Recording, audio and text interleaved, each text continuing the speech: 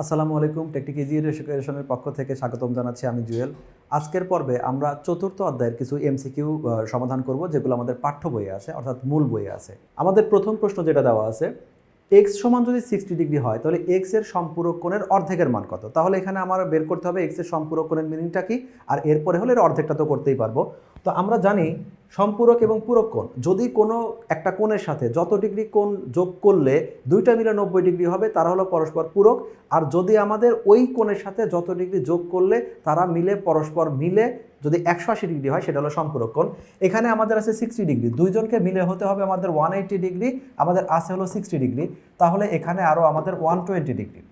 তাহলে 60 ডিগ্রির সম্পূরক কোণ হলো 120 ডিগ্রি, আর 120 ডিগ্রির সম্পূরক কোণ হলো 60 ডিগ্রি, একে অপরের সম্পূরক কোণ।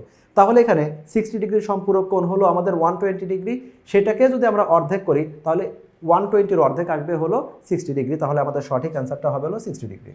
2 নম্বর কোশ্চেনটা দেখি। এখানে তিনটা ব্যাসার্ধ বিশিষ্ট বৃত্ত নিয়ে আলোচনা করা আছে, যার একটার ব্যাসার্ধ 3.5, একটা 4.5, একটা 5.5। তিনটা ব্যাসার্ধ বিশিষ্ট তিনটা বৃত্ত আছে, পরস্পরকে যদি বহিঃস্পর্শ করে, অন্তঃস্পর্শ না, বাইরে থেকে জাস্ট টাচ করবে, তাহলে এদের কেন্দ্রগুলো দিয়ে যে ত্রিভুজটা গঠন হবে, সেই ত্রিভুজের পরিসীমা কত সেটা। অর্থাৎ যদি ত্রিভুজের তিনটা বাহু পাই তাহলে সেই বাহু তিনটা যোগ করে দিলেই হবে। চিত্রটা হবে কিছুটা এরকম।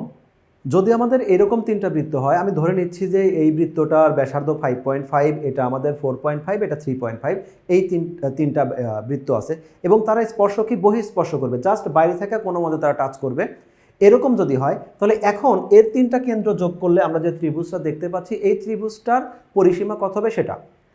তো এখন এই ব্যাসার্ধ, যদি আমাদের এই বৃত্তটার যে ব্যাসার্ধ, এটা যখন 5.5, এখান থেকে শুরু করে এই পর্যন্ত আমি যদি বিন্দুগুলোকে একদম পয়েন্ট করে দেই, আমি ধরলাম এইখানে একটা বিন্দু করলাম, এখানে একটা বিন্দু করলাম, এখানে একটা বিন্দু করলাম, অর্থাৎ এরা পরস্পর যেখানে স্পর্শ করেছে, এই ও থেকে এটা যদি ও হয়, এইখান থেকে এই বিন্দু যদি 5.5 হয় তাহলে এই বিন্দুটাও 5.5।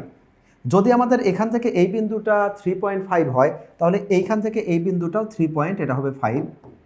আর এই বাহুটা যদি আমাদের 4.5 হয়, এই বাহুটা হবে 4.5। তাহলে আমাদের এই যে বাহুটা হচ্ছে, এই বাহুটা কিভাবে হচ্ছে, এটা আমরা লিখতে পারি, এটা হলো 5.5, আর এই বাহুটার সাথে প্লাস হলো, এটা হলো 4.5। তাহলে এইটা হচ্ছে আমাদের, ধরলাম এইটা হলো ও, এইটাকে ধরলাম ও প্রাইম, আর এটাকে ধরলাম ও ডাবল প্রাইম। তাহলে ও প্রাইম, এই যে বাহুটা, সেটা হলো আমাদের টোটাল, এটা হলো ত্রিভুজের এক বাহু। তারপরে ও প্রাইম, এটাকে আমি লিখে দিই, এটা হলো ও প্রাইম, এই বাহুটা জাস্ট আমি লিখে দিচ্ছে, এইভাবে ধরে নিতে পারো। দ্বিতীয়টা ও প্রাইম ও ডাবল প্রাইম যে বাহুটা আছে, এই বাহুটা কত, এটা হলো 4.5 প্লাস এর সাথে হলো 3.5, এটা হলো 3.5, এই একটা বাহু পাচ্ছি। এই বাহুটা তাহলে ও প্রাইম ও ডাবল প্রাইম, এটা একটা বাহু পাচ্ছি।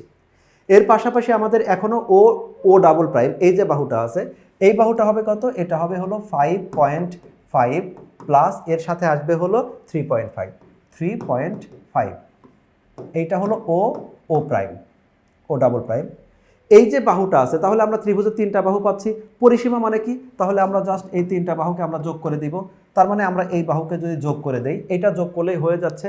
এখন এখানে 5.5 আছে দুইটা, 3.5 আছে দুইটা, 4.5 আছে দুইটা, তাহলে প্রত্যেকটা আমাদের ব্যাসার্ধ দুইবার করে চলে আসছে।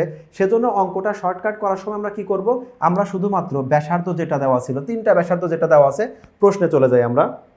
এইখানে আমাদের যে তিনটা বাহু আছে, আমাদের 3.5, 4.5 আর 5.5, তিনটাকে যোগ করলে আমরা এখানে পাচ্ছি 13.5।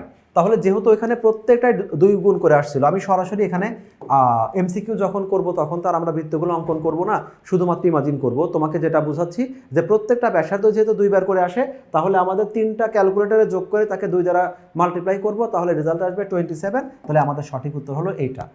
এই চিত্রসহ ব্যাখ্যা করার অর্থই হলো, তুমি এখানে এই টাইপের প্রশ্ন আসলে যে তিনটা বাহু দেওয়া থাকলো সেগুলোকে যোগ করে জাস্ট 2 দিয়ে মাল্টিপ্লাই করে দিবে।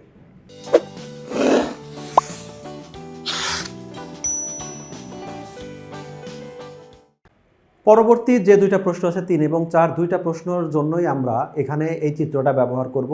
এই চিত্র থেকে খেয়াল করে দেখি, চিত্রটাতে কিছু ইনফরমেশন দেওয়া আছে। তার মধ্যে দেওয়া আছে এসি বাহুর মান, আমাদের এসি হলো এখানে এইটা এসি বাহু, আর এডি বাহু, এই দুইটা বাহু পরস্পর সমান দেওয়া আছে।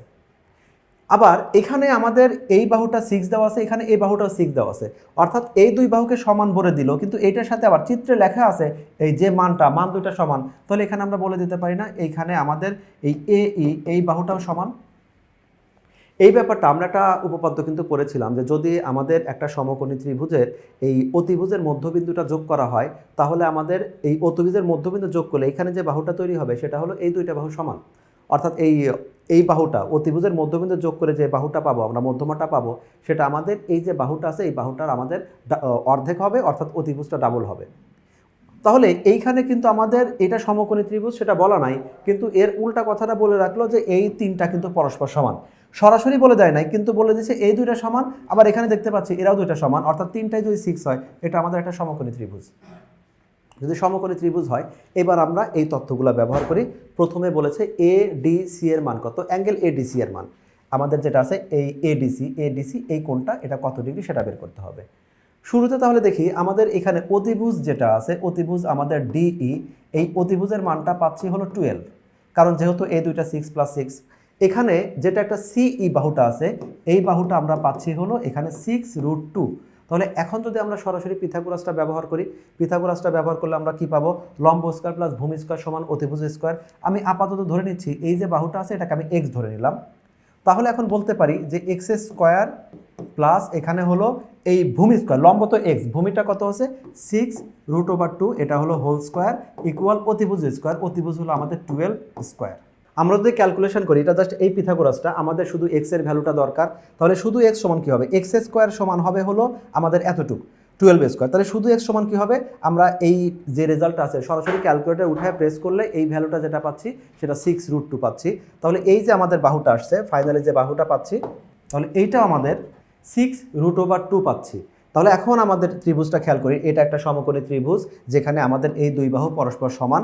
যদি সমান হয় তাহলে আমাদের অবশ্যই এখানে ডি কোণ আর এখানে ই কোণ, এই দুইটা কোণ পরস্পর সমান হবে। এই দুইটা কোণ পরস্পর সমান হবে মানে, তাহলে এইটা তো অলরেডি 90 ডিগ্রি, তাহলে বাকি এই দুইটা কোণ মিলে আমাদের 90 ডিগ্রি, এবং যে দুইটা কোণ পরস্পর সমান যেহেতু সমদ্বিবাহু ত্রিভুজ, তাহলে আমাদের তার মানে দাঁড়াচ্ছে এই কোণটা আমাদের 45 ডিগ্রি, এই কোণটা আমাদের 45 ডিগ্রি। তাহলে আমাদের সঠিক অ্যান্সার দাঁড়াচ্ছে খ নাম্বারটা হলো সঠিক অ্যান্সার। 4 নাম্বারটা আমরা এই ত্রিভুজের উপর ভিত্তি করেই করব। 4 নাম্বার প্রশ্নে আমাদের যে দুইটা ত্রিভুজ আছে এডিসি মানে হলো আমি যেটাকে 1 নাম্বার দিয়ে ডিনোট করি, 1 নাম্বার ত্রিভুজটা, একটা হলো এসিই যেটা আমি 2 নাম্বার দিয়ে ডিনোট করলাম। এই দুইটা ত্রিভুজের মধ্যে ক্ষেত্রফলের অনুপাত কত সেটা আমাকে বের করতে হবে।